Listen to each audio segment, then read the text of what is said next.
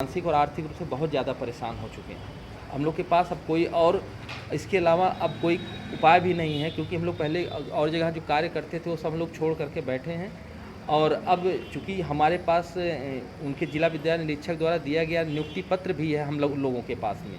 उन्होंने हम लोग को यहाँ ज्वाइन भी कराया है और वेतन 3 महीने से नहीं दे रहे हैं। हम लोग की आर्थिक स्थिति बहुत ख़राब हो चुकी है।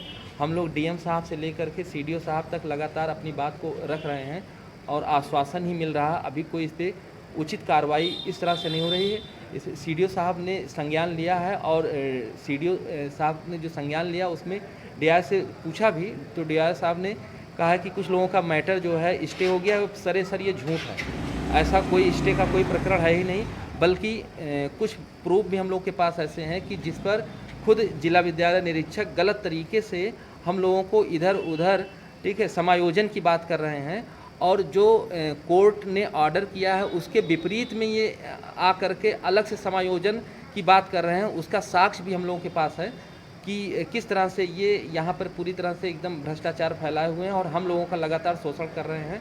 हम लोग अभी 17-18 लोग फंसे हुए हैं। इसी तरह से सिर्फ 7-8 लोगों का ही वेतन निर्गत किए हैं जब सीडीओ साहब ने दबाव डाला। लगभग कितने लोग टोटल लोगों के वेतन हैं?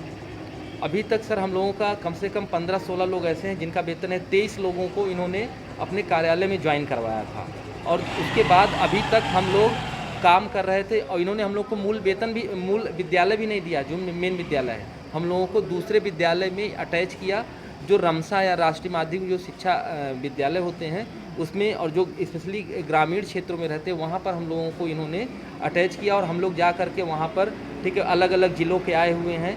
हम अम्बेडकर नगर से आए हैं। हम लोगों को वहाँ पर जा कर के रूम लिए, वहाँ पे 2 महीने से पढ़ा रहे हैं। पूरा खर्चा हम लोगों का वहाँ पे हो रहा है। अब आज जा कर के हम लोग पूछे तो कह रहे हैं कि नहीं, अभी आप लोगों का वेतन नहीं मिलेगा, आप लोगों का स्टे हो गया है।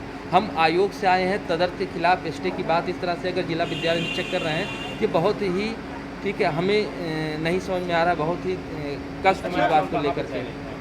अभी हम लोगों को रमसा राष्ट्रीय माध्यमिक विद्यालय जो होते हैं, जो राजकीय विद्यालय होते हैं, उसमें हम लोग को अटैच किए हैं। हम लोग को तो कार्यालय में ही ज्वाइन कराए हैं अपने, लेकिन अटैच वहाँ किए हैं। तो अभी तो विद्यालय बंद चल रहे हैं, फिर जुलाई से हम लोगों को देखिए क्या करते हैं, पढ़वाते हैं कि नहीं पढ़वाते हैं।